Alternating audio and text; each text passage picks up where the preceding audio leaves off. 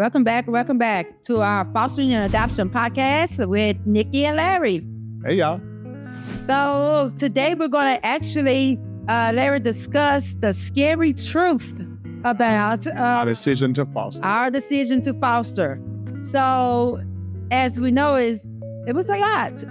And just making the decision after we did everything that we did, the children, having them influence our life, and being a blessing to our family, then what really got us into deciding to foster had to be once we found out about foster care, Right. and our love for sibling groups, I would say. Yep.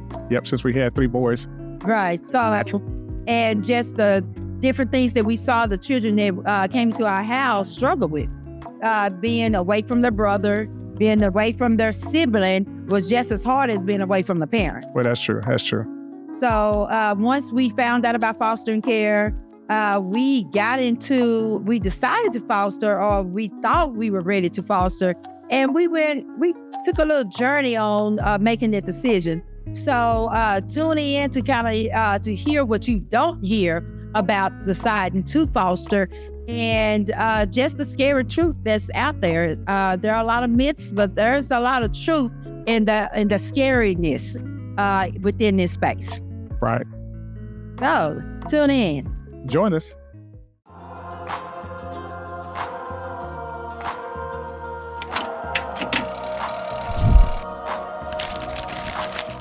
All right. The first thing we want to talk about is the decision and all of the prayer that was involved in helping us get to the, getting through how scary it was to decide, and just, how can we prepare our home for this?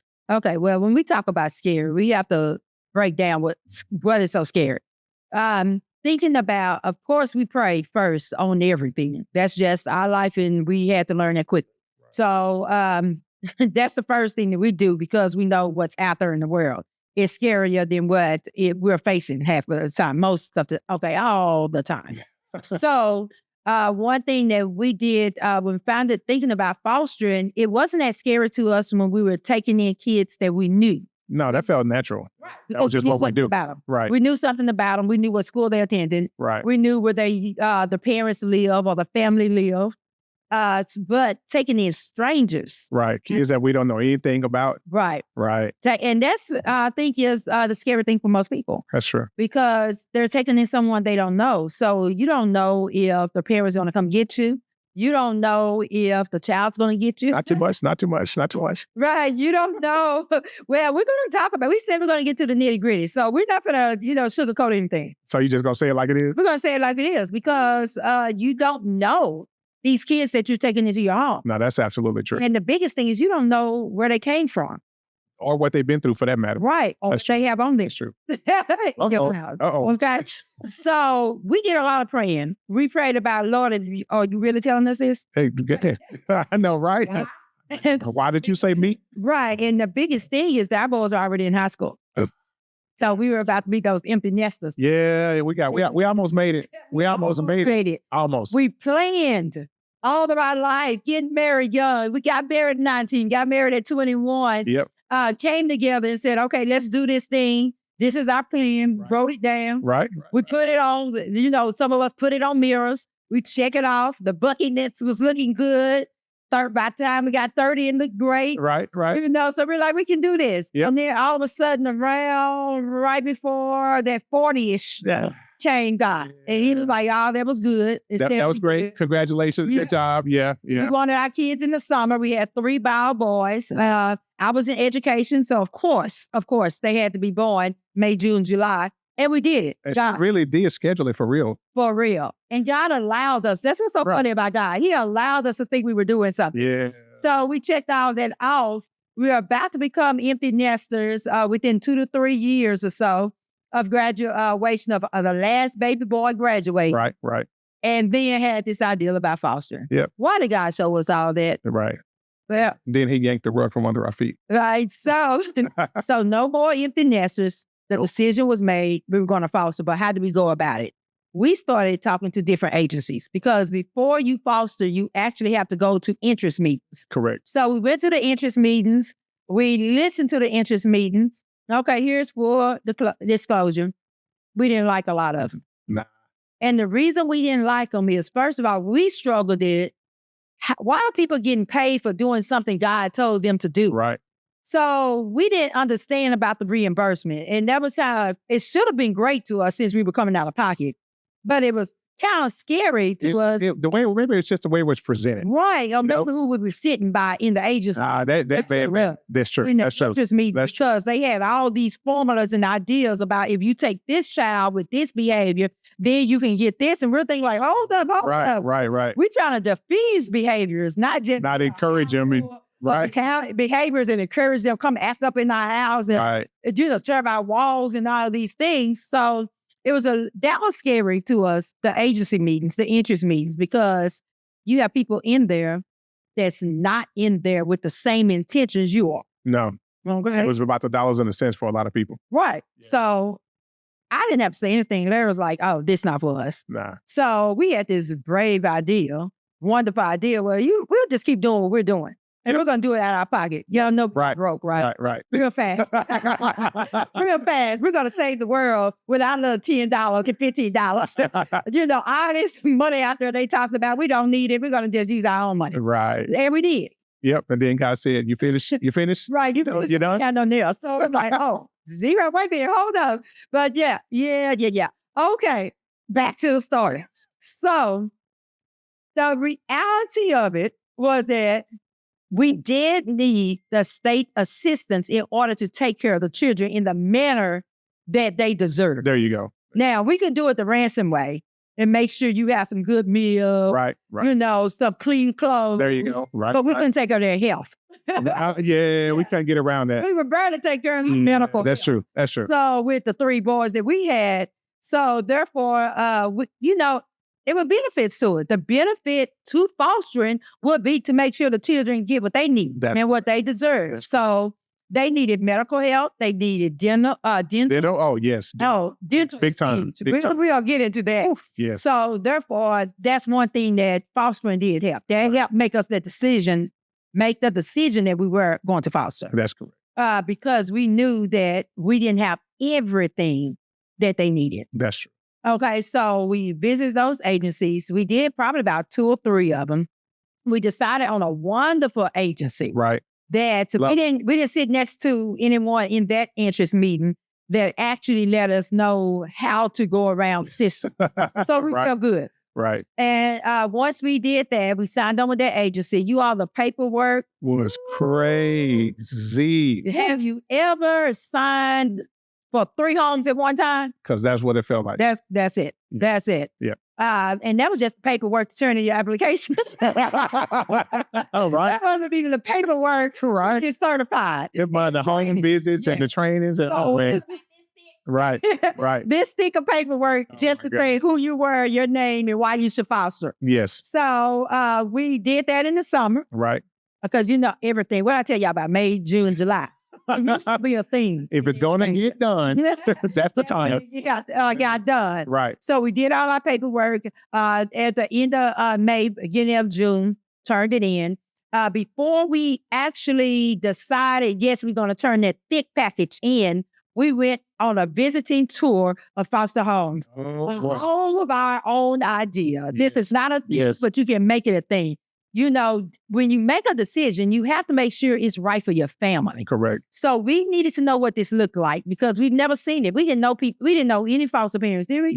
No, whatsoever. No. So we did meet some at the interest meet. Right. And then because it was introduced to us through the schools district system, that's where the people that we actually reached out to. Right. Went and visited with them. Right. So we started making appointments to go to these homes on Saturdays.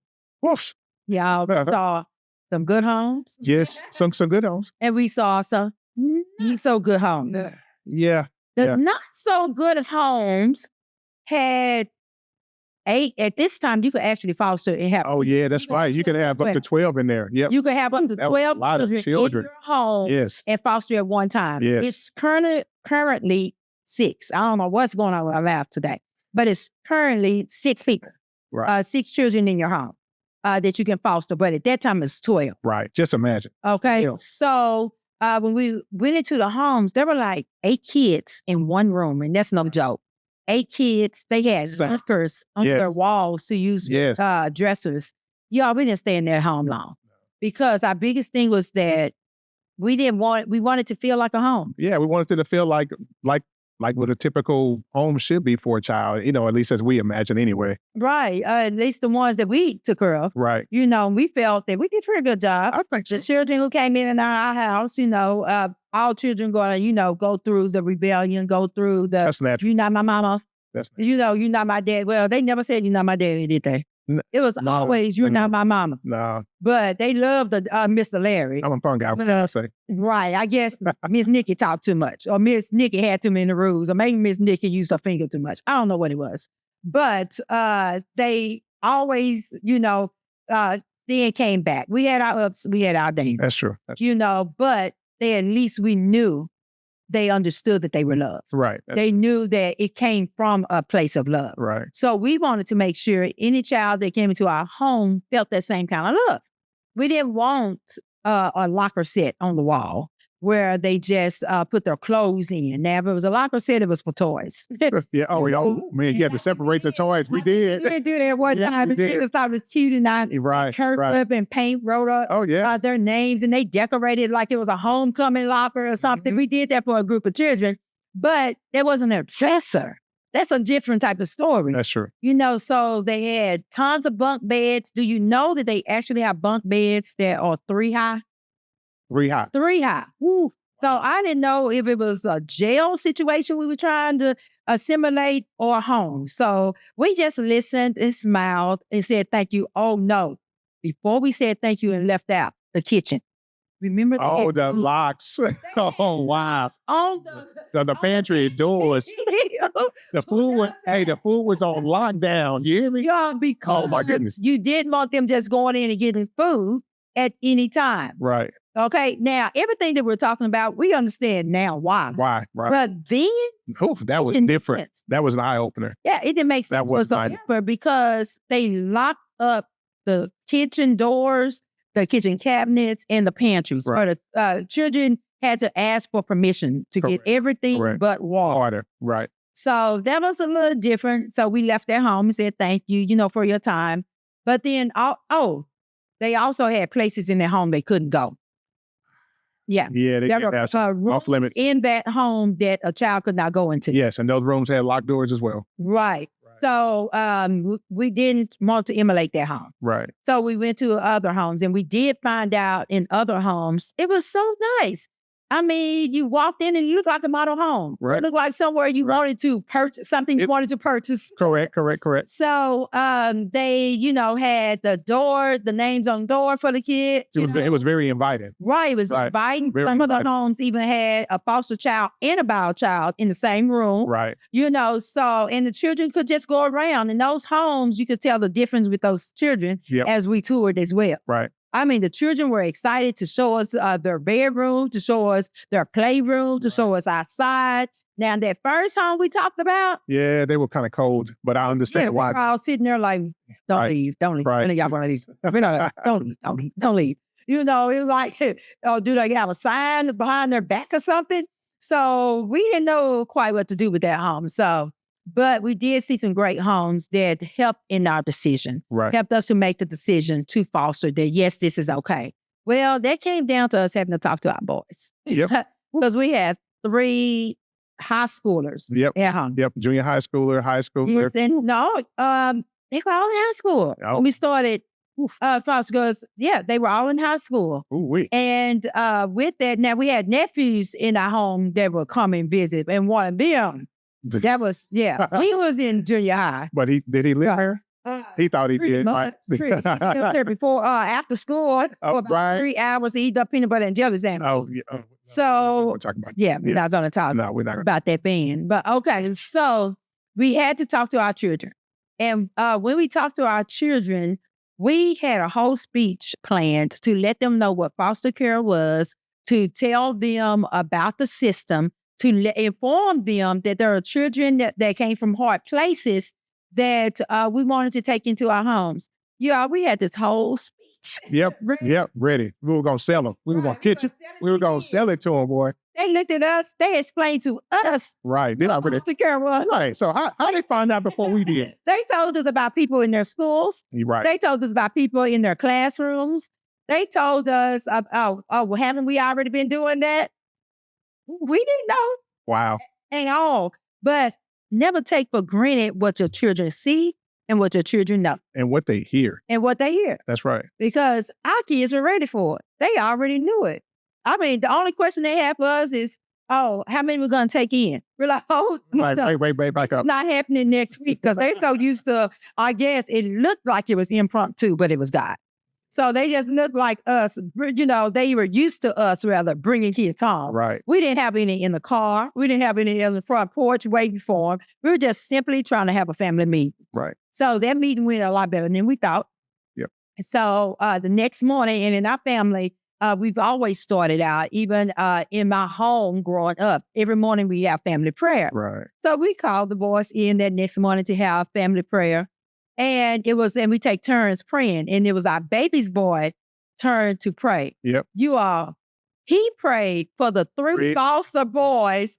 3 brothers. Was going to send us. He said 3 brothers. Right. The 3. We didn't even have a number, but it definitely wasn't 3. No, it wasn't. That's not what I had in mind. But because we had 3 boys in the home, and he just figured, we're going to get 3 more boys. So he just started praying, and y'all know what God did, right? First placement. 3 boys. 3 boys. 3 boys. 3 brothers. So, okay, back to us deciding. We started praying, and we prayed for a while. It was. Because I told you how much paperwork it was. Yes. So we had plenty of time to pray. So we prayed for a while. We turned the paperwork in. Then you have to do training. Right. So we went through in-person training, and then you have online training. We're in Texas. Yes. Texas always have double the laws, double the rules, double something. We're special here in Texas. Because we're so big in Texas, we have double the trouble too. So therefore, laws are made because of situations that occur. Yes, they are. So we had to go through all this process, and then we got certified. So we continued to pray the entire time. Hold on, wait. And when you get certified, of course, it takes some time for you to get a placement, right? Oh, yes. Right. How long was that? How long was it? A couple weeks? That's it? No, yeah. Oh, you thought it was going to be longer? Yes. Okay, no. I mean, well, get some time to decide not to. We thought we were going to do it May, June, July. Right. But we didn't realize all the training. We thought the paperwork was the big deal. So we turned the paperwork in the beginning of June. But we didn't finish training until August, September. Correct. And a home. So we were going to put it off. Oh, now it's coming back. We were going to put it off until Christmas. Right. Because that was the break. So we said, okay, we're finished all the training. We'll just kind of wait and see, and we'll put it off. So we thought it was going to take a while to get kids in. And we said 1 to 3 children. Oh, let's talk about the decision before we go there. Okay. When you agree to foster, you have an opportunity to say what race you want to foster, right? Your preference, what age, right? All the way to behavior, correct. So we talked to the boys about that. We got their buy-in. Actually, we also told our boys that anytime they felt uncomfortable, let us know, right? Because we didn't want to upset a child's life by bringing them in and then saying, "Oh well, it didn't work. You got to go back now into the system." Right, and putting them right back in another house. Right. We didn't want them to keep having disrupted lives, if you will. Right. So we discussed a lot, a whole lot, or our boys discussed a whole lot with us about who we weren't going to have in the house, right? Who we could have in the house. We even talked about people who were previously in the home. Hold on, wait. Did they lay rules down for us? Yeah, they had some. I told you that talk didn't go quite like we planned. Yeah. Not at all. They had first of all, they already knew everything. And then they joined in on the party of what we could and couldn't do. Correct. So then we talked about that. We had to look at our job structure and see how that was. Right. But then we decided in our family, and remember, every family is different. This is a personal decision you must make. That's right. By yourself if you're a single parent or with your spouse. That's right. But our decision don't judge us because it's our decision that works for our house. Our decision was to stay in our own race. And the reason why is because neighborhood we had just moved in, we had to consider that as well. That's correct. It was a little diverse at the time, but not a lot. That's very true as well. Also, our children did not want our foster children singled out. They didn't want to be alienated in a school. Right. So they told us it had to be the same race because they didn't want the questions of, who is this living in your house? Right. Why is this person, a different race? Right. And they didn't want their foster brother, it wasn't a sister, so brother, to feel different than our own household. And we respected it. Right, yes. We had no problem with any races. We have different races in our own biological families. That's true. But for our foster children and what our boys, since they were still in the home, desired, we met that because not only do we foster and the adults foster, but so do your children. Your children foster. Yes, your children. So it's very important that you take in consideration what they want to a certain degree and actually their feelings as well. No, absolutely. Or your fostering won't work. I'm gonna just be honest with you. Yeah. It won't work. And you're wondering why is it chaos in your home? Because you all didn't come on one accord. Right. There wasn't that. And because of the kingdom life that we try to build, there is no way that we're going to have division in our home and then ask other people to come in. Right. We got to get the division on one accord first. So therefore, division has to go. We came together on a decision, and we decided that we would foster 1 to 3 boys. Right.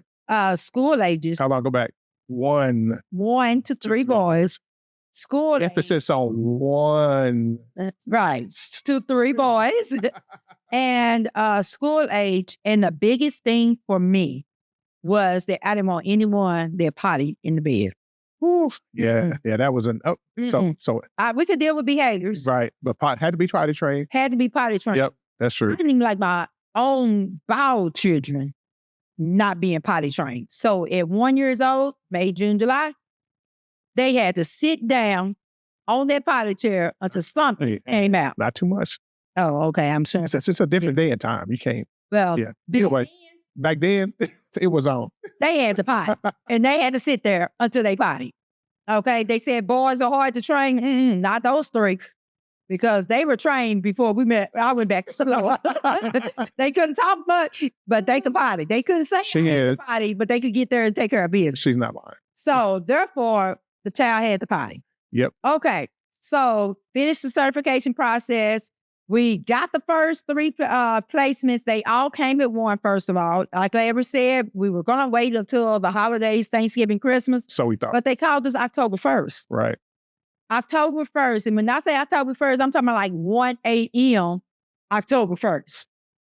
And then when they called us, we waited and waited. The children came around 7 or 8 that morning because I should have been on my way out to the school building. Right. But I called in. I didn't have any meetings scheduled that day and just let them know that I would be in later that day. Right. We were excited. We were getting our first children in. We didn't tell the boys yet. And the reason why is because with foster care, you don't know what's going to happen. Yeah, you don't never know if a placement is going to show up, or, if anything happens. So you don't know. Right. You don't know until... It didn't happen until it happened. That's true. And it took a while for it to happen. It felt like it took forever. Because they told us 30 minutes out. Then it was like, okay, we'll be there in an hour. Yep. We didn't realize that during the time before when the child is going to leave the CPS office and come to your home, there's a whole nother stack of paperwork they have to do. Yes. Before bringing the child to your home. Correct. So therefore, they were taking care of all that. I guess they were meaning, 30 more minutes for this sheet of paper, 1 more hour for this child's paper. It felt like that. Something because we kind of got up, got excited, got the house all ready for them. We had our whole routine that when they get here, we'll go on the porch. Welcome to our home. We'll say all these wonderful things. I'm so tired. Oh, we were tired. Yep. We were tired because we were up waiting and it took hours for them. So then we had to get our kids out. They got on the school bus. They went on out to school, and we're still waiting for the kids. Right. Then the kids came. We were tired. So all that, welcome here. We were like, Good morning. Good morning. Opening our eyes. And it was a school day. So you have to make a decision after you sign all the paperwork saying you're going to take the children in. Then we had to make a decision. Is it in their best interest to go to school that day to start the routine, or will we wait? Right. So when the kids came, that decision was already made because they had nothing. That's true. They had no school clothes to go in to school with. They did tell us, oh, well, we're going to go back and gather all their things and bring back the next day. Right. But what are we going to do? That day at that moment is 7:00 with them needing things to wear on October the 1st. Right, exactly. Well, it wasn't much we could do, but try to find something. And remember, we had high schoolers. So there was no way that we could even use some of theirs. Right. So we had 3 boys that just got placed. Yep. Although we gave our preference, sometimes you don't know things until it happens. So all of our preferences, they tried to meet them the best way they could. And that was fine. So we took the boys in. We were excited. They were scared. We understood. Of course, that's understandable, right? We understood. Right. And of course, you know our family. We told you about it last week. Our family came on after. Mom didn't go to school that day. My sister, it was a long time ago. So now we can tell you all the business. My mom is retired. My sister retired from that district and went back to another. So now I can tell you, everybody took off that. Everybody. Okay. And they all came over, welcomed the kids, scared the kids even more so. Because now, not only the kids are looking at the 2 of us, not knowing who we were, but now they have all these other people that keep showing up with food and clothes and hugs. And they're like, okay, what do I do with all this? So that started our journey. It really did. So, I mean, it was scary not knowing. It was scary for the kids. Right. It was scary for us to make the decision. Who do we go with? Which agency do we go with? Right. What decisions do we make that's going to be best for us and our family? Will our children be acceptable to the kids? And will those children feel, get comfortable and fit in? Right. Do we go for younger kids or older children? And we chose younger kids. Than our children, yeah. Well, our children chose younger kids. And our baby boy, he really chose. Because he wanted to be a big brother. Because he wanted to be a big brother. He's always been the youngest. So he had a chance to be a big brother. So that's what he wanted. And the kids wanted to still have, their position in the household, which we agreed. Which makes sense. Right. They were almost out the house. Oh, we had 2 in because one was his first year in college. I just thought about it. Oh, yeah, that's what it was. So, yes, one was the first year in college. Yep. And then we had 2 in high school. In high school. Oh, yeah. So they were still the big brothers. So now we have 5 children in the home. That's going to be here a while, just like the other children we took in that were not in foster. We didn't know how long they would be here. Right. But we did sign medical consent. So we knew that we had to take them to the doctor. Yep. And we had 3 days to go and get them a checkup. And then every 30 days or so, we had to go back. Yep. And we thought it was just going to be that time period. But when you get children in, you have to do a lot of checkups, a lot of different exams. Right. The children are scared. They don't know what's going on. So therefore, it was a lot more than we thought. Right. But we thought the scary part was pretty much over once we realized that we could actually still have our home and govern it the way that we were used to. So, big concern. Right. That was the biggest thing. That although they were coming from Child Protective Services, we were still able to love on them because we heard a lot of stories about don't hug the child, that this will happen, don't do this. We even told our children, okay, when they get here, do we go in? We had to make a decision. Do we go into our bedrooms and lock the doors when we go to sleep? Do we keep the doors unlocked? What do we do? Right. It's scary because you don't know. You don't know what we do. And what to do at all. So you have to make those decisions. So we got through all that. It was tough.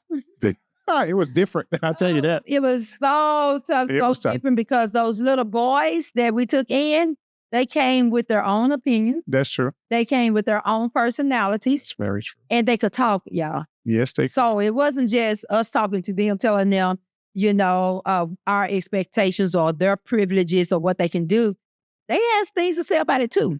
And it was like a blended family, I guess. So you're having 3 strange children that you haven't met before. Right. So strangers come into your home with 3 that you already have there. So you have 3 Bible boys and you have 3 foster boys. Right. So we had to figure out what that is going to look like. So October the 1st changed our entire life. It did. You know what the coolest part? Entire life. You know what the coolest part that comes to my mind? What? The opportunity for them to have something that they hadn't had. This is from them. Family meetings. Okay. Okay. You understand? When they got to give their input. So it was cool. We kind of talked there, but before we got there, so much happened. Oh, yeah, for sure. So we're not going to go there because so much happened. So y'all going to have to tune in on the next episode as we reveal first the ugly reality between bios and fosters. Because just imagine, we have 3 bio boys, 3 foster boys. Ooh. They're not going to always agree. Right. And when you have to step in as parents, and they're not looking at, oh, you're just my foster parent. You're the parent in the home. Do you choose your bio son, or do you choose your foster son of being right? Who's wrong? Right. Who's going to get the punishment? And are you just saying that because it's your child? You know, that's where you're not my real mama come in, or you're not my real daddy come in. And then it's 3 of them against the other 3. So now they're tied. You got 3 little boys who can rebel against the 3 big boys, and the 3 big boys cause rebel against the 3 little boys. So yeah, it got real ugly. And you know, reality, when it hits, it's no time frame. You can't say, oh, just wait 3 months. It's not a such thing as all honeymoons last for a certain time period. It can be one day. So how did October 1st end? Tune in for next week, and we'll talk about that reality that hit right away. Bye. Tune in. Talk to you later. Bye. Thanks for tuning in. Like, share, subscribe, and follow us on all platforms. Meet us back here next week for another episode of our fostering and adoption journey. Thank you. See you then.